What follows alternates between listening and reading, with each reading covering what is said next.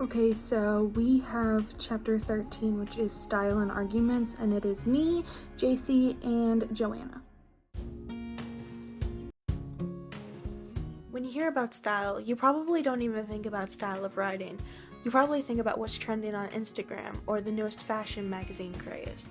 But actually there's style in a lot of elements of our lives, that including writing and argument, especially in advertising. Types of arguments in advertising, especially in word style, are what we really see all the time.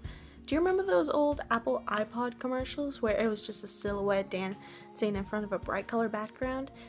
Well, that was using the argument that their product was fun and cool and everyone should have them. So you probably either impulse bought one or begged your parents to. I know I did. Or what about car commercials?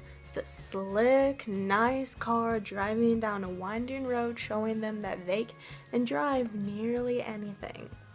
They're using the style of argument to show that they are sufficient, that they can be used every day, everywhere. And I can almost guarantee that they have persuaded you in buying a new kind of car. But it's not just advertisers and big companies that have their own style argument. You do as well. And everyone does. They are just formed by your styles and word choices. I think we've all argued with our parents or tried to persuade them into buying something that we wanted, even at a young age. Those tools that you use to try and get a new phone or some kind of new toy, those were style arguments that you had used. And it's not like you have to be formal to use an argument. There are plenty of people out there who use their arguments using slang or very shortened words. It's just how people talk nowadays. Or what about all of those articles that you see on Facebook that just show a little bit of a crazy title? How many of you click those? Guilty as charged. They were using their word choices and their style arguments into trying to lure you into reading their works. Even though most of those works are satire, they still got you to read them, which was more money in their pocket. But it's not just the word choices that people choose to listen to whenever they are reading an article, listening to you or any other argument. It's also the length of the sentence. When forming an argument or writing a paper, you have to make sure that you understand who is going to be listening to you and who is going to be reading your paper. Teenagers probably are not going to want sentences that are this long, and people of the older generation are probably not going to take you seriously if you use like this long of a sentence. Just be mindful of who's going to be reading it and keep trying to stay professional. One style choice that you might look into whenever forming an argument or writing a paper are parallel structures. Parallel structures are formed in arguments whenever you can take a sentence and start it by stating a fact and then give an example about how that fact is portrayed in everyday life. The book does a great example of this. Let me show you.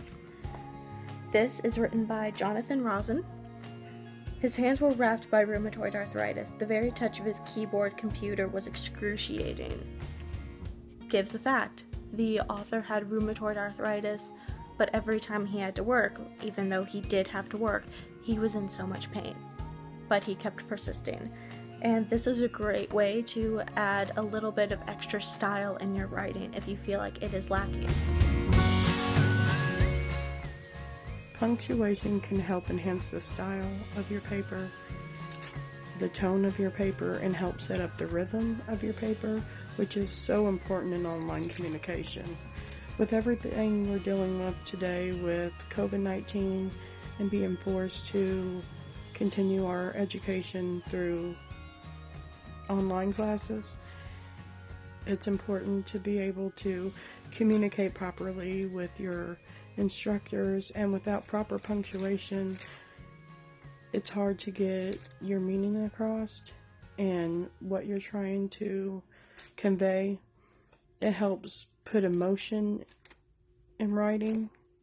This year, with all the issues that we've faced with the cyber hacking and then now COVID-19 and being forced to do a lot of online communication, punctuation is very important.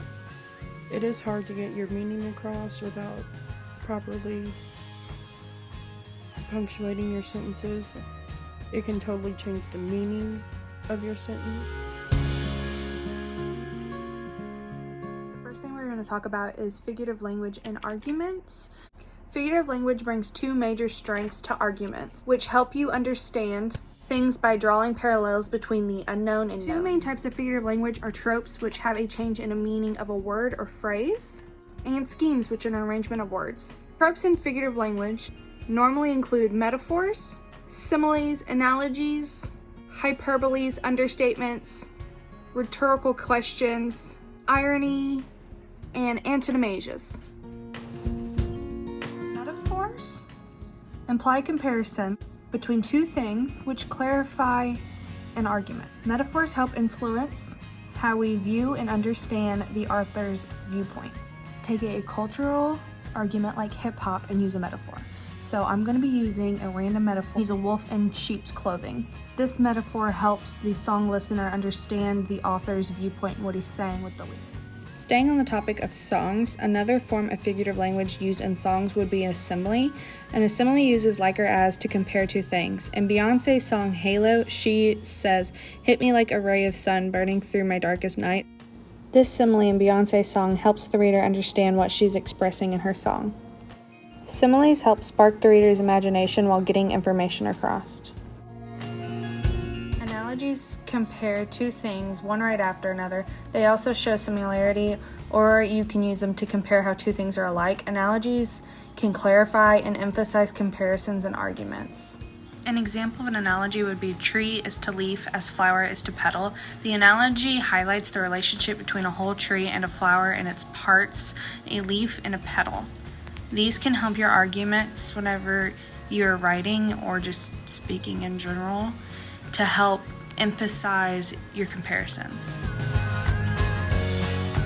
Hyperboles are used for the overstatement in writing. The special effects will scream out at you in different ways. The many places you'll see hyperboles are tabloid magazines. They normally use them to draw people in whenever they're like at the checkout or whatever, because they're normally gossip magazines. Hyperboles can be used for serious writing. Hyperboles can be used to have humor and serious topics, because normally whenever you're writing about stuff more serious, you don't want the topic to be negative. So using a hyperbole can actually help lighten the mood. Understatement uses a quiet message to make a point. Understatements can be used to make others feel better or to lighten a serious situation. An example of an understatement would be someone saying, like, "It rained a little bit last night," when it actually floods. This is an understatement used to lighten the situation. Rhetorical questions are questions that don't require an answer. Rhetorical questions can be used to get the reader thinking or to emphasize a point. An example of this would be someone saying, "Who cares?" when in reality you're the one that cares and you don't need an answer for it because they know you care. Irony uses words to convey a meaning and tension. Irony can be used to create special effects in an argument. An example would be the blind leading the blind. You clearly wouldn't want the blind to lead the blind, but the irony is using those words to convey a meaning and that tension. Antinomia is a figure of speech where a word or phrase is substituted for a person's proper name. An example would be the King of Pop for Michael Jackson. It's used to further celebrate or memorialize someone's great deeds. Okay, so now that we know tropes and different figurative language under tropes, we're now going to move on to schemes. Schemes are figured that depend on word order and they add a little style to your argument. The most often scheme you'll see is parallelism. Parallelism is the use of phrases, or they can add a little clause for a special effect during your argument. Antithesis uses parallel structures to state contrast. An example would be "Love is an ideal thing, marriage is a real thing" by Goethe. This is just taking two opposing ideas and putting them in parallel grammar structures for an argument. The purpose of using antithesis in literature is to create a balance between opposite qualities and lend greater insight into subjects whenever you're arguing, pretty much just to help you during an argument. Anaphors act like a drumbeat in an argument to support your argument. It's like schooling someone to prove how you were right, and it can help you seem confident in your argument. Structures are for special effect, but can also make somebody question themselves. So in the book it gives it a good example. It basically says, "Ask not what your country can do for you, ask what you can do for your country." And that's kind of just being like, instead of blaming the country for everything, maybe you should see what you're doing wrong, seeing if you can't do something to help. It's just kind of more like reverse psychology to kind of help you in your arguments.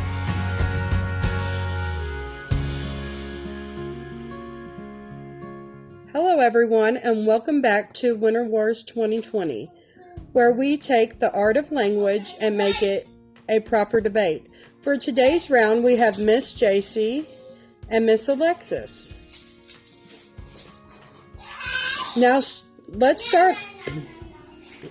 start off with what you two... Sorry, girls. Now let's start off with what you two are standing for. Miss Alexis. Very good. Miss JC. Let's start off with what you two are standing for. Today I'm standing for the true proper form of punctuation and proper writing method. Punctuation is statement pieces, theatrics, instead of little dots most people forget in writing. Very good. Miss JC. I'm here for the dramatics, the poetic side of writing. Plenty of metaphors and similes to make your writing sound elegant. Thank you, ladies. Now today we will be discussing the different types of arguments. You have already mentioned some in your opening statements.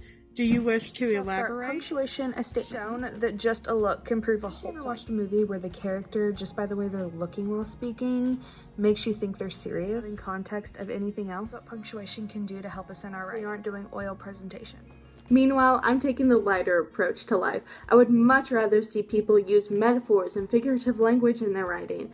It makes it seem like the author cares about making their writing beautiful. And with all these crazy comparisons in the world nowadays, we need this style more than ever.